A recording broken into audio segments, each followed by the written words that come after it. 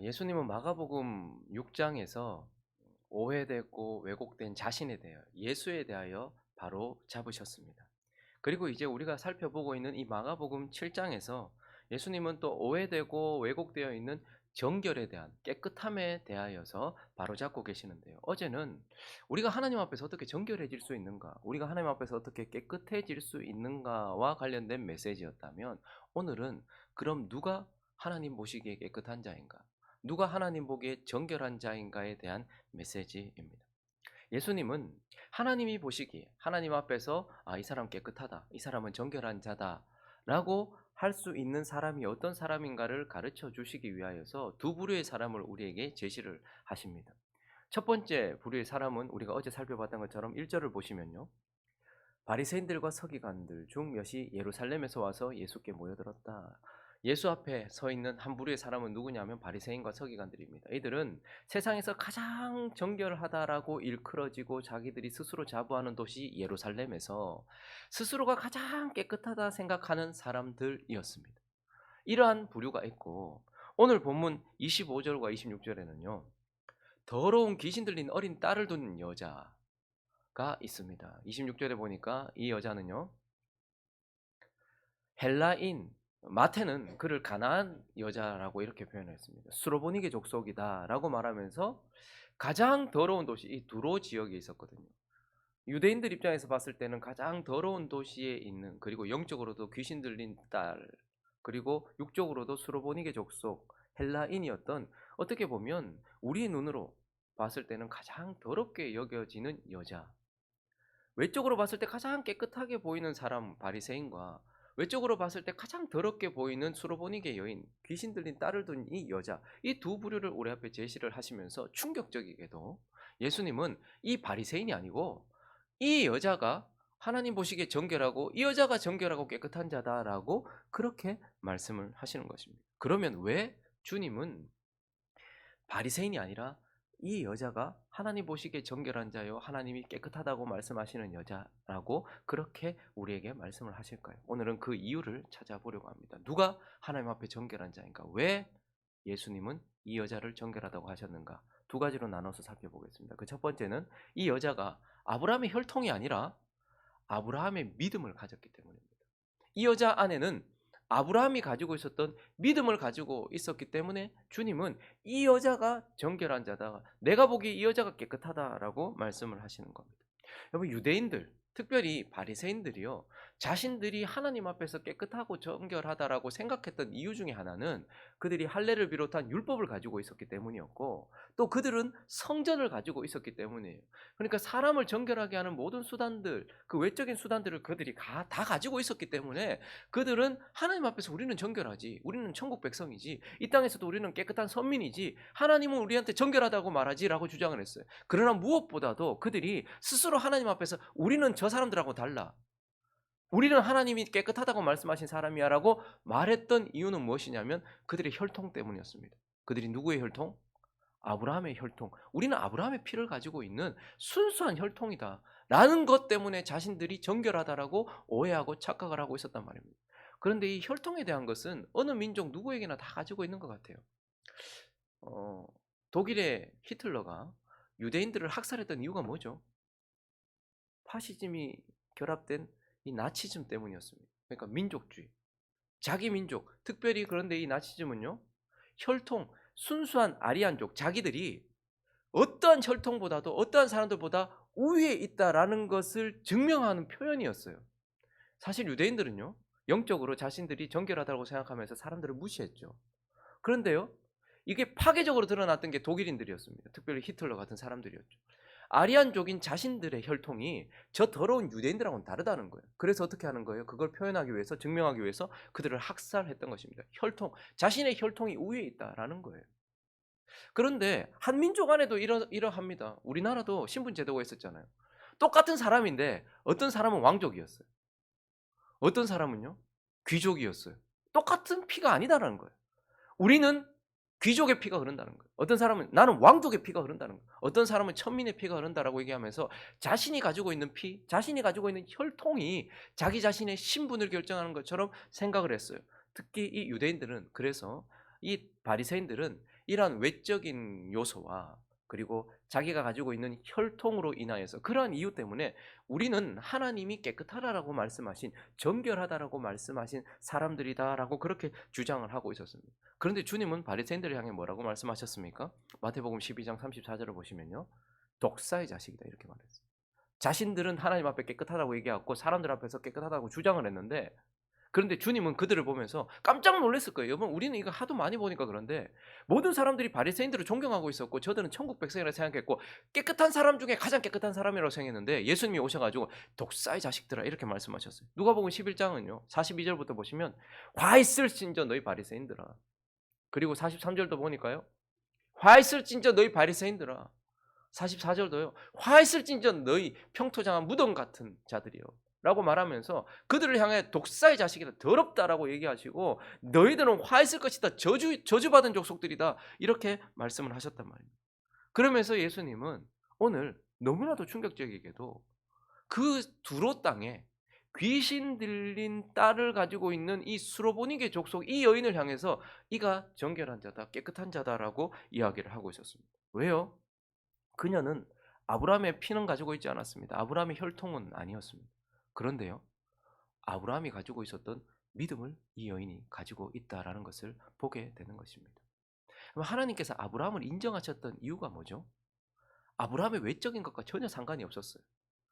창세기 15장으로 가볼까요? 6절에 하나님께서 아브라함을 인정하셨던 이유 읽어봅니다. 시작. 아브라함이 뭐 했다고요? 여호와를 믿었다. 언약의 이름, 약속의 이름, 하나님의 이름 여호와를 믿었다. 그래서 아브라함을 하나님께서 믿음의 조상으로 이 이스라엘 백성들의 시작점으로 두셨던 이유가 뭐냐면 아브라함의 피가 아니고 아브라함의 믿음 때문이었다라는 거예요. 그런데 그가 어떤 믿음을 가지고 있었습니까? 창세기 14장으로 가보시면요. 17절부터 보시면 아브라함이 그 전쟁이 일어났을 때 자기가 길리던 318명 데리고 가가지고 자기 조카를 데리고 오는 그러니까 기적적인 승리를 맛봤어요. 그런데 그때 아브라함이 그돌라오멜과 그와 함께한 왕들을 쳐부수고 돌아올 때에 소돔 왕이 샤웨 골짜기 곧 왕의 골짜기로 나와 그를 영접하였고 그때 누가 나왔나 하면 살렘 왕 예루살렘 왕 멜기세덱도 떡과 포도주를 가지고 살렘 왕 멜기세덱 떡과 포도주 하면 누가 연상이 되십니까? 떡과 포도주 예수님이 연상되죠. 그러니까 그는 지극히 높으신 하나님의 제사장이었더라. 그가 아브라함에게 축복했어요. 이르되 천지주제시여 지극히 높으신 하나님이시여 아브라함에게 복을 주소서 했을 때에 너희 대적을 내 손에 붙이신 지극히 높으신 하나님을 찬송할지로다 하매 아브라함이 그 얻은 것에서 뭐를 드렸다? 10분의 그러니까 11조는요. 율법이 있기 전에 벌써 하나님의 백성이 하나님이 내 주인입니다라는 고백하는 표현이었습니다. 그래서 오늘날도 우리가 주님이 이 세상에서 돈이 아니고 내 주인입니다라는 것을 표현하는 것이 11조죠. 그런데 어쨌든 지금 아브라함이요. 하나님을 믿었고 특별히 그를 여호와를 자기의 주인으로 믿었어요. 자기의 주인, 나의 전부 이렇게 믿음을 가지고 있었다라는 거예요. 자, 그런데 이 여인을 오늘 한번 보십시오. 25절부터 보시면요. 더러운 귀신 들린 어린 딸을 둔 한 여자가 예수의 소문을 듣고 와서 그 발 아래 엎드렸다. 이렇게 얘기합니다. 어떻게 이 두로 지역까지 그러니까 지금 예수님이 있었던 그곳에서 자꾸 지금 이제 핍박이 막 시작되잖아요. 바리새인들이 사실 예수님 죽이려고 하거든요. 그러니까 예수님이 계속해서 외지로 그쪽으로 가고 있는데 한 예수님이 계신 곳에서 그러니까 유대 땅 그 지역에서 한 50km 이상 55km 정도 떨어진 곳이 두로예요. 거기서 좀 더 가면 시돈이에요. 그러니까 지금으로 말해도 50km는 꽤 먼 거리지 않습니까? 그런데 예수님께서 거기까지 가셨어요. 그런데 거기에서 어떻게 이 여인이 예수에 대해서 그렇게 알고 있었는지 모르겠지만 그 복음을 듣고서 소문을 듣고서 믿었어요. 그래서 이 여자는 헬라인이고 수로보니게 족속인데 자기 딸에게 귀신 쫓아 주시기를 간구합니다. 예수께서 이르시되 자녀로 먼저 배불리 먹게 하고 자녀의 떡을 취하여 개들에게 던지 마땅치 아니하니라라고 말씀하실 때 여자가 뭐라고 말해요? 옳습니다. 이렇게 얘기를 해요. 그런데 뭐라고 부릅니까? 예수를 향해서? 제자들도 이 당시에 선생님 막 배에서 폭풍만 하면 막 선생님 막 이랬는데 이 여자는 주여라고 말해요. 간절하게 주님을 붙드는 믿음이 있었어요. 거기다가 예수를 주로 고백하는 믿음이 있었어요. 마태는 이 여자가 했던 말을 더 정확하게 표현을 해주는데 마태복음 15장 22절을 보시면요. 가난한 여자 하나가 그 지경에서 나와서 소리질러 이르되 그냥 마가는 주라고 표현했는데요. 그런데 마태는요, 그 여자가 주 뭐라고요? 다윗의 자손, 정확하게 예수 그리스도라는 대상을 알고 있었고 그를 붙잡는 믿음을 가지고 있었다라는 것을 우리는 보게 되는 것입니다. 그래서 예수님이 왜 바리새인이 아니고 이 여자, 누가 봐도 더럽게 보이는, 영적으로도 더럽고 육적으로도 더러운 이 여자를 주님이 정결하다고 말씀하시는가? 왜냐하면 그 속에 아브라함의 피가 아니라, 혈통이 아니라 아브라함의 믿음을 가지고 있었기 때문이고, 오늘도 주님은 그 속에 믿음을 가지고 있는 자를 정결하다라고 말씀하십니다. 이것이 왜 중요합니까? 천국은 어떤 자들이 들어가는 곳이에요? 정결한 자들이 들어가는 곳입니다. 근데 우리가 우리 스스로를 깨끗게 하는 것이 아니고 믿음으로 말미암아 하나님이 정결하다 하신 사람들이 들어가는 곳입니다. 그러므로 주님이 오늘 우리에게 왜 그 여자가 깨끗하냐? 아브라함의 믿음을 가지고 있기 때문이다 라고 말씀하시는 것입니다. 그리고 오늘 이 본문을 통하여서 주님이 왜 이 여자가 바리새인이 아니고 이 여자가 깨끗하다고 말씀하시는가, 정결하다고 말씀하시는가, 그 두 번째는 자기의 의가 아니라 예수님의 의를 의지하고 그 의를 붙잡고 그 의를 옷 입고 있기 때문이다라는 것을 보게 돼요. 여기 바리새인의 가장 큰 문제가 뭘까요? 바리새인의 가장 큰 죄. 우린 자꾸 우리 입장에서 해석을 하는데 하나님 편에서 봤을 때 바리새인의 가장 큰 죄가 무엇이었을까? 그건 바로 지가 스스로 옳다라고 생각하는 거예요. 지가 스스로 맞다라고 생각하는 거예요. 누가복음 18장을 보시면요, 또 자기를 의롭다라고 믿고 있어요. 사람 믿음이 무섭거든요. 근데 자기가 맞다라고 생각, 옳다, 하나님 앞에서 나는 옳다라고 그렇게 믿고 있고, 그러다 보니 다른 사람을 멸시하는 자가 되었어요. 그래서 이런 자들에게 이 비유로 말씀하시되, 두 사람이 기도하러 성전에 올라갔는데 하나는 바리새인이고 하나는 세리예요. 근데 바리새인은 서서 따로 기도해요. 벌떡 하나님 앞에 서 있습니다. 그리고 세리하고 난 다르다라고 따로 서서 기도하면서, 하나님, 나는 다른 사람들과 토색 불이 가늠하는 자들과 같지 아니하고 이 세리와도 같지 아니함을 감사하나이다. 나는 일에 2번씩 금식하고 또 소득의 11조를 드리나이다 라고 말하면서, 이 바리새인들의 문제는 자신들이 옳다라고 그렇게 착각을 하고 있다는 게 문제. 거기다가요, 로마서로 가볼까요? 10장 3절을 보시면 하나님의 의를 모르고 자기의 의를 세우려고 힘써 하나님의 의에 복종하지 않는다. 이 말은 자신이 옳다라고만 믿는 것이 아니고 자신의 의를 의지한다는 거예요. 그래서 하나님 앞에 나갈 때도 뭐요? 자신의 의를 의지해서 나는 옳으니까 하나님 앞에 당당하게 나가는 거예요. 나는 옳다. 그러면서 내 의를 의지하면서, 주님은 처음부터 하나님의 백성들이 하나님께 나갈 때 어떻게 하게 하셨습니까? 자기를 의지하지 못하게 하셨어요. 구약의 대제사장조차도 하나님 앞에 나갈 때 자기를 위해서 뭐 해야 돼요? 희생양을 통해서 나가야 돼요. 소를 잡아야 됐단 말입니다. 그런데 이 바리새인들은요, 스스로 하나님 앞에 나아가는 거예요. 나는 옳다라고 주장하면서 그것을 의지해서 자기의 의를 옷 입고서 하나님 앞에 당당히 나아가는 자였다라는 말입니다. 그러나 주님은 우리가 가지고 있는 의를 어떻게 표현하고 있습니까? 이사야서 64장 4절을 보시면, 6절을 보시면요, 무릇 우리는 다 부정한 자 같아서. 여러분, 이건 그냥 세리들만이 아니고요, 우리 모두가 다 하나님 보시기에는 다 부정한 자 같아서 우리의 의는 다 더러운 옷 같으며 우리는 다 잎사귀같이 시들므로 우리의 죄악이 바람같이 우리를 몰아갑니다. 이건 우리 모두에 대한 표현입니다. 우리 모두는 다 부정한 자 같아요. 그래서 우리의 의는, 내가 스스로 옳다고 생각하고 내가 스스로 입고 있는 이 의라는 옷은 다 더러운 옷. 저기서 더러운 옷이란 여성의 생리혈에 의하여 더럽혀진 천, 이런 뜻입니다. 그러니까 정말로 부정한 거예요. 그러니까 우리가 옳다라고 말하고 우리가 잘했다라고 말하고 우리가 깨끗하다고 생각하고 내가 잘했다라고 생각하는 이 모든 것들, 내가 옷 입고 있는 이 옷은, 내 의라는 옷은 하나님 보시기에는 너무나 더러운 것이에요. 그래서 사람은 자신이 준비한 무화과 잎으로 자기를 가릴 수 없는 존재입니다. 만약에 그랬다면 하나님께서 굳이 피를 흘려서 가죽옷을 입혀줄 이유가 없었겠죠. 아담과 하와는 결코 자기가 마련한 무화과 잎으로 자신을 가릴 수 없는 존재고, 아담의 후예인 우리 모두는 다 나 스스로는 하나님 앞에 나아갈 수 없는, 우리의 의는, 우리가 아무리 착하게 산다 할지라도, 우리가 아무리 정결하다 생각하는 행동을 한다 할지라도 우리 자신은 결코 하나님 앞에서 깨끗한 존재가 아니라는 거예요. 오늘 이 여인이 위대한 이유가 무엇이죠? 여러분 이렇게 하나님께서 우리를 대하시면 우리는 어떻게 하나님 앞에 반응을 할까? 27절에 가 보실까요? 예수께서 이르시되 여러분 얼마나 간절했으면 예수님께 엎드려 가지고 이 여자가 와 가지고 자기 딸을 좀 고쳐 달라고 얘기했겠습니까? 그런데 예수께서 이르시되 처음에 사실 마태복음에서 마태는요. 더 이렇게 자세하게 표현하거든요. 근데 처음에 예수님께서 여자가 막 소리 지르는데 예수님 어떻게 하십니까? 무시하세요. 한마디도 안 하세요.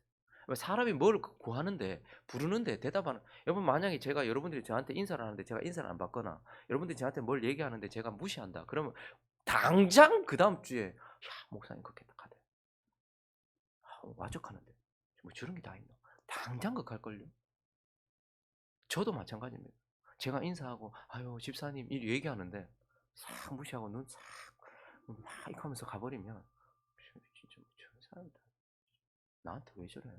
이런 생각 당장 할 겁니다. 근데 이 여자는요. 예수님 무시하는데도요. 간절함 때문이었다라기보다는 자신을 낮췄기 때문일 겁니다. 왕이 우리가 부른다고 대답 안 했다고 우리가 왕 앞에 가서 뭘 말할 수 있는 존재가 아니잖아요. 처음에 예수님 무시하셨어요. 그리고요. 완전히 수치를 주셨습니다. 예수께서 자녀로 먼저 배불리 먹게 할 것이고 너는 자녀는 아니라는 거예요. 그리고 너는 개다.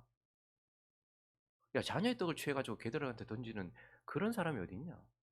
개 같은 여자야. 이렇게 말씀하신 거예요. 예수님께서 왜 이렇게 심하게 말씀하셨을까요? 이건 사실 예수님께서 유대인들 그리고 지금 유대인인 제자들도 가지고 있었던 이방인을 향한 그들의 개념, 그들의 그 없어져야 될, 깨트려야 될 그 개념을 표현하는 그러한 말씀이기도 해요. 유대인들이 그렇게 생각하고 있었거든요. 지금 예수님 말씀하신 그대로. 제자들도 그렇게 생각했거든요. 지금 막 소리 지르고 예수님께 간절하게 예수님을 붙잡으면서 막 이렇게 간구하는 이 여자를 제자들도 보면서 아, 저 개 같은 여자 이렇게 생각을 하고 있었으니까 예수님이 그렇게 얘기를 하시는 거란 말입니다. 그런데 사실 정말로 하나님 앞에서 우리는 지금 예수님 말씀하신 개 같은 존재예요. 아무것도 아닌 거예요. 하나님께 아들은 예수밖에 없잖아요. 하나님 앞에 아들이라 칭함받을 만한 그러한 존재는 예수밖에 없어요. 근데 우리가 뭐라고 자녀도 아니잖아요. 사실은 하나님 피조물이에요. 아무것도 아니에요. 진짜로 우리는 하나님 앞에서 이 개와 같은 존재라는 거예요. 그런데 이 여자는 하나님 앞에 내가 어떤 존재인지에 대하여서 인식을 하고 있었을 뿐 아니고 정말 위대한 것은 예 맞습니다 이렇게 얘기해요. 그래서 그 다음 절을 보시니까요. 여자가 대답하되 여자가 지금 짜증 나가지고 아 예예예 하면 알았습니다. 이게 아니고 옳습니다. 예수님 말씀 옳습니다. 나는 하나님 앞에서 정말로 아무것도 아닌 존재입니다. 내 의는 아무것도 아니고 나는 하나님 앞에서 드러낼 게 아무것도 없는 존재입니다. 이렇게 이야기를 하는 거예요. 여러분 이거 정말 어렵습니다. 제가 이제 목사다 보니까 우리 교회뿐만 아니고 이제 여러분들이 이렇게 한 번씩 우리 교회 전화로 제가 이제 교회 전화를 이렇게 연결해 놓잖아요. 그럼 전화를 받으면 이 상담을 이렇게 많이 하게 되는데 많은 분들이 갑자기 불어닥친 고난 거기서 대부분의 사람들이 가지고 있는 개념이 뭐냐면 어떤 분이 갑자기 건강했는데 이제 좀 살만하고 자식들이 좀 됐는데 갑자기 암이 걸린 거예요. 근데 반응이 뭐냐면 왜 내가 암에 걸렸냐? 왜 나한테 이런 일이 나냐는 거예요.